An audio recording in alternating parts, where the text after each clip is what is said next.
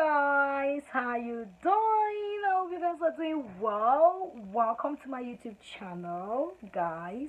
In today's episode of Singles Get Ready, we're going to be talking about a fundamental issue, key factor, and a main reason why so many partners or so many marriages are being broken today. The number one factor for divorce today is infidelity, which brings us to the topic of today. But before we dive into the topic of today, if you're watching me for the first time, I'm Mommy Oliver. My channel talks about relationship, marriage, cooking, vlogs, and lifestyle. So if you want to know anything about marriage, you want to know anything about relationship, guess what? You are the right place. But before we dive in, hit the right subscribe button down there. Give me a thumbs up and let's meet in the comment section. Today, we're going to be talking about dealing with infidelity in marriage. Don't go anywhere.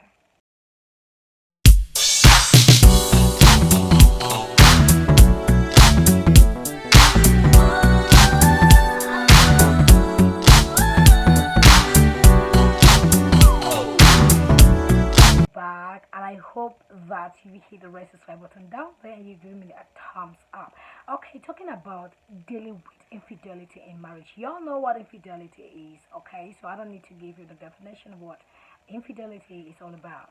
But to deal with infidelity in the marriage, there are four fundamental key factors that you have to consider and that you have to work on it if you have to save your marriage or deal and manage infidelity coming from your husband. The first of which is the spiritual factor. We have the mental factor, we have the moral, and of course the physical factor. If you can manage and deal with these four key fundamental factors, then you will be able to walk through that infidelity, hard times, difficult moments in your marriage. Now, the first factor of all is the spiritual factor.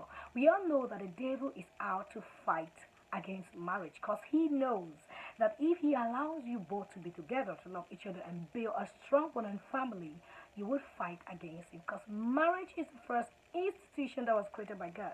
So the devil is out to fight against your marriage and he make use of your weakness or that of your husband. Remember, if the devil can't get you the wife, he passes through your husband because he knows that if he can lead your husband into temptation, into fornicating, into adultery, then he will cripple and break you down.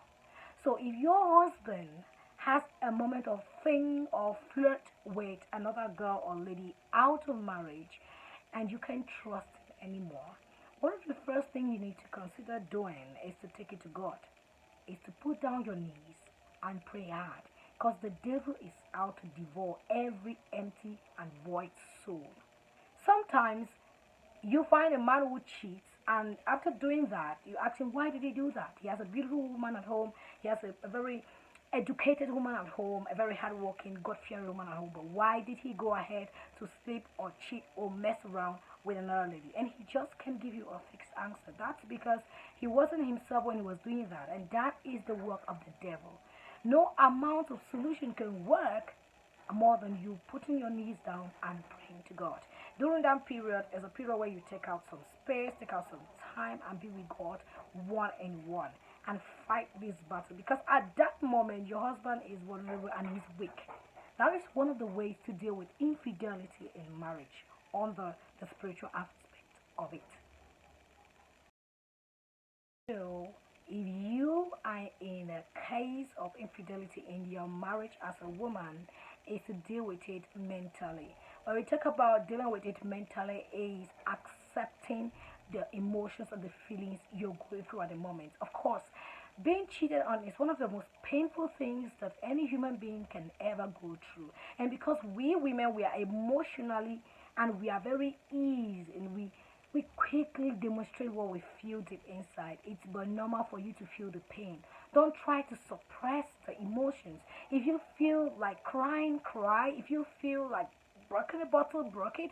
If you feel like just going out to shore, if you feel like just taking some vacations to some different land for one reason or the other, to some different place, go ahead.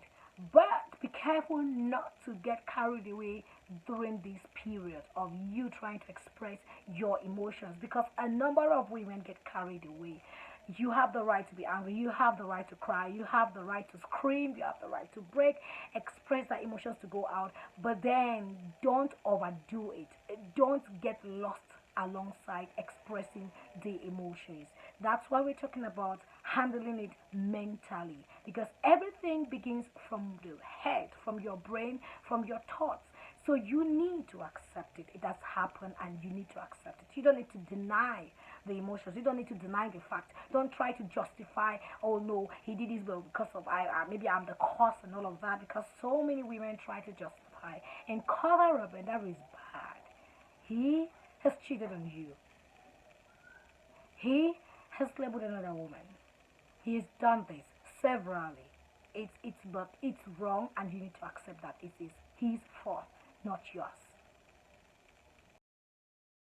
About dealing with infidelity in your marriage, one fundamental key factor you need to consider to work with is the moral aspect of it. How do you do it, and what are we talking about when we say the moral aspect of it or dealing with it morally? The first thing on the morals is obviously don't seek for revenge, because a lot of women out there, when they realize or discover that their husband cheated on them, they go after the lady involved, or they go after their husbands in public places. You find yourself fighting with the other lady in public. You find yourself screaming at your husband at the job site and all of that, embarrassing everywhere. You seeking for revenge is not going to solve anything. Seriously, that is the last option I'm going to advise any married woman to go in for. If your husband is infidel to you, at least what you need to do is to stand your ground rather than going to fight with the other woman, rather than seeking for revenge.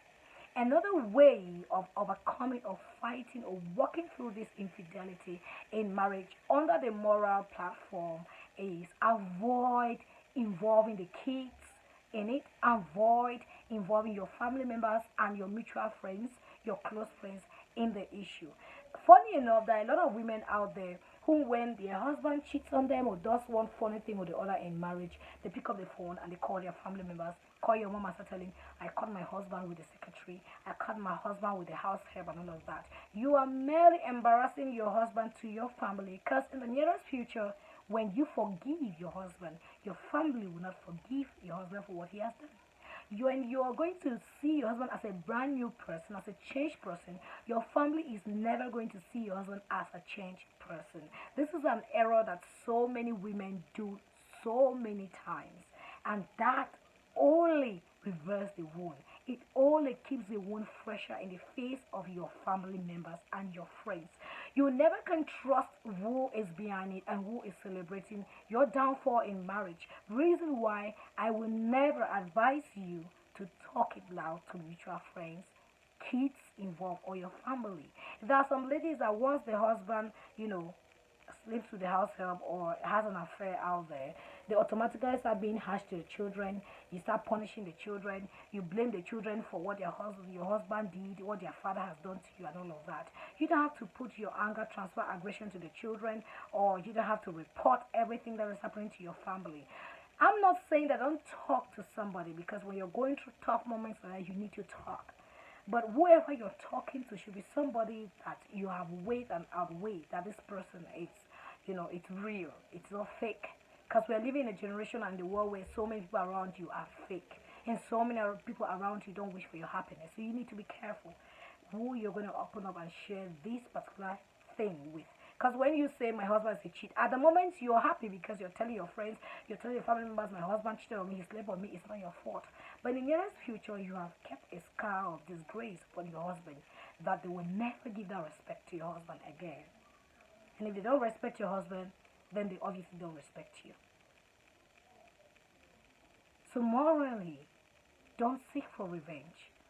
And don't be in a hurry to call your family members, your mutual friends, your friends, and get the kids involved in your fight. It is your fight between you and your husband, and that has to stand there and end there. Physically, which is the last fundamental reason or aspect through which you have to fight against or deal with infidelity in your marriage, is the physical aspect of it all. You have been married to this person, to this handsome, beautiful man for over 10 years. And over the years, he has never cheated on you. He has never had a thing with any other woman apart from you. What happened that he recently started cheating on you? What does that person carries that you don't have? What is the other woman doing that you don't do? What is the side chick doing that you, the wife, are not doing? Because the reason why sometimes some men go out to cheat, which I am not saying that men do cheat because you, the woman, are the cause. What I'm trying to say is sometimes some men go out to cheat and build a side chick because when they get married to you, you become a different person. Physically, you change. You don't longer take care of your health. You no longer take care of your physical shape and your health, and your body and everything. Your appearance, you just start dressing shabby and all of that because you put to birth a set of twins or just a kid. You just take too much weight and you can't watch the weight. And you no longer dress as sexy as you wanted to see. To be a successful wife to a husband, you need to be his wife. You need to be the side chick. You need to be his friend and his mother. If you have four of these personalities in you, there is no way, there's no reason beneath the earth and above the sky that this man is going to go out there and look for another woman.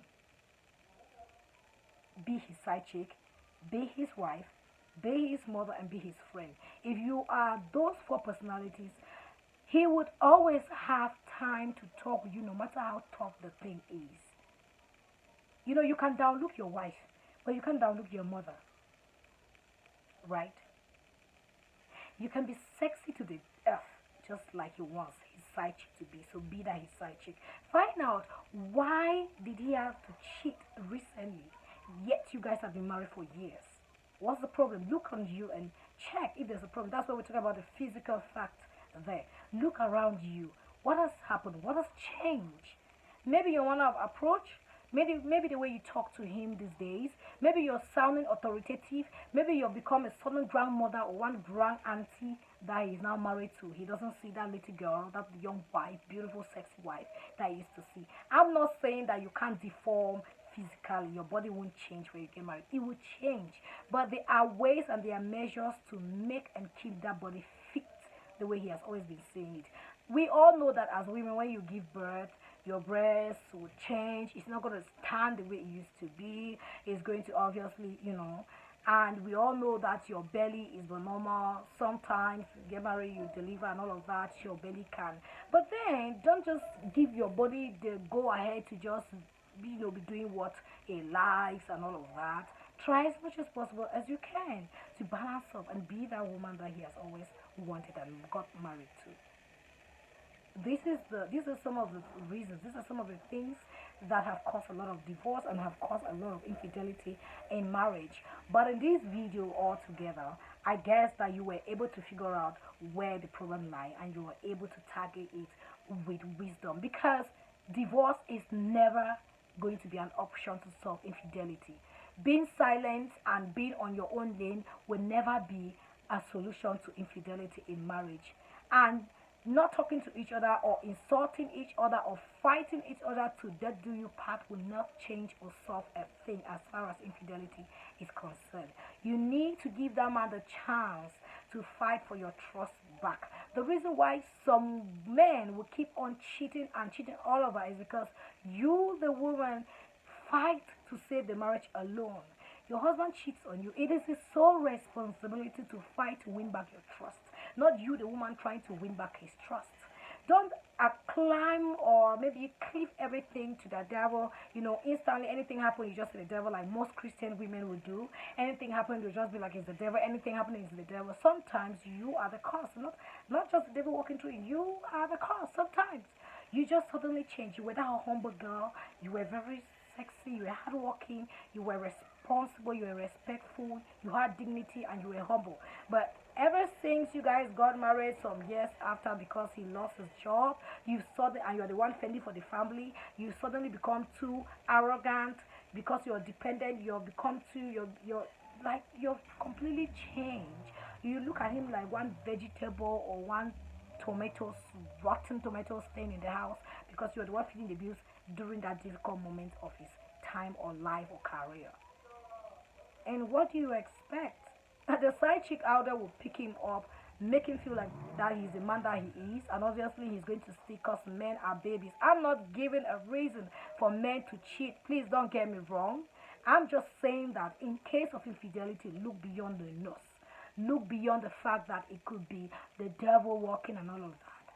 Check yourself physically. Mentally, you need to accept. Morally, don't get people involved unnecessary in your fights. And of course, spiritually, take everything to God.